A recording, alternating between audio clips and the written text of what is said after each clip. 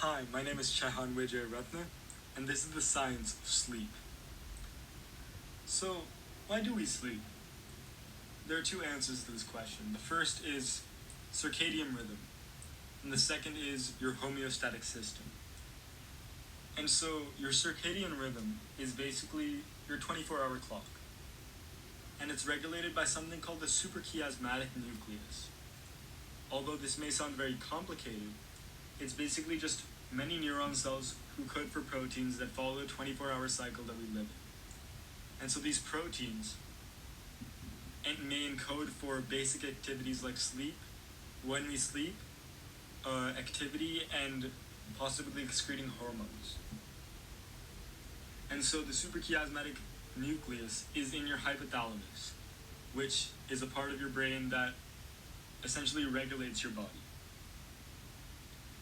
The main environmental factors that affects these cells is daylight. This is why when we go outside when we're tired, we could become awake again because light can reset your circadian rhythm. The second aspect is your homeostatic system. And so this is why the longer you stay awake, the more tired you get. Because the longer you stay awake, the more of something called adenosine is produced.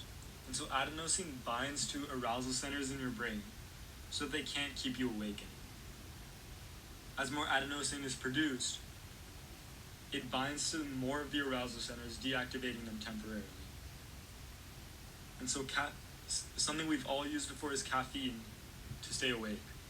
And so caffeine keeps you awake because it binds to these same arousal centers as adenosine and stops adenosine from deactivating them. The second question is, how does the brain keep us awake?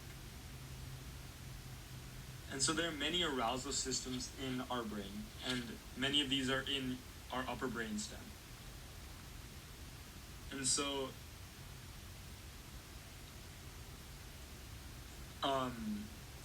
these arousal systems contain neurons that connect to the forebrain, or front of the brain.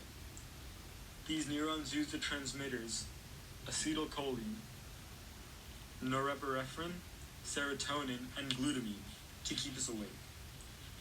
And so the balance of these neurotransmitters is very important in maintaining brain states. And so the other type of arousal system in our brain is orexin-producing neurons. These neurons produce something called orexin, which is a neuropeptide that exerts excitatory effects on other arousal systems. This basically means it can start one of these arousal systems in the upper brainstem. And so this is also orexin-producing neurons are also located in the hypothalamus, which means they help regulate your body.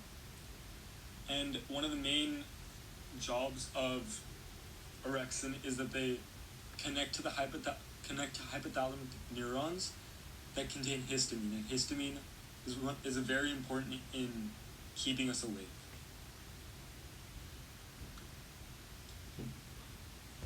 And so the graph you see on your right is called an electroencephalograph, or for short, EEG. This measures the electrical charge of your neurons. And so EEGs can be used for many different studies, but as this is a sleep unit, we will focus on sleep studies.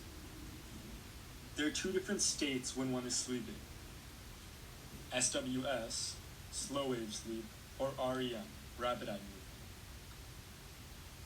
And so SWS waves have a very low frequency, but a high amplitude. And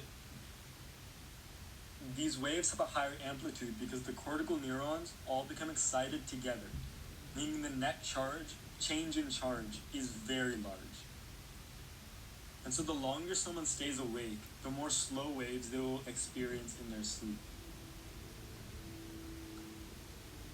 The second type of state is REM waves. And so these are the waves from when you're dreaming. They get their name because people make periodic rapid eye movements when in this state. And so this is what you would see if you see your dog twitching while they're asleep, because they're having REM waves. And so these waves look very similar to when test subjects are awake, when you see them in the EEGs. They have a very low amplitude, but a very high frequency, because the cortical neurons become polarized and depolarized at different points, meaning the change in charge is less, but much more frequent. And an effect of REM waves is something called atonia, which means that you lose your muscle tone, causing temporary paralysis. And so SWS and REM waves happen in 90-minute cycles. The SWS waves happen for about 75 to 80 minutes, and REM waves can happen anywhere from 10 to 15 minutes in these 90. So if we go back to this EEG, we can see here, this wave has a very high amplitude, but this type of wave is only happening, it's not happening very often. And so this could be a SWS wave. And this wave right here does not have a very high amplitude, but it is happening very frequently, which means it could be an REM wave. And so the last thing we'll talk about is sleeping disorders. There are many sleeping disorders as a result of deficiencies in the systems that help you sleep. The most common of these are insomnia, which can be inability to fall asleep, or restlessness and inability to stay asleep. Sleep apnea, which is when it is much harder to breathe in your sleep, causing a very restless sleep. And the third is REM sleep behavior disorder. This is basically where atonia doesn't kick in when you're having dreams. This means that you act out these dreams. An example of this could be sleepwalking. The final disorder we'll talk about is something called narcolepsy. And narcolepsy is much scarier than any of these other disorders and much more rare. It's basically where someone may fall asleep at random times during the day. Atonia can also happen to this person, meaning that they'll fall asleep and also have temporary paralysis. This is caused by a lack of orexin-producing neurons in their brain.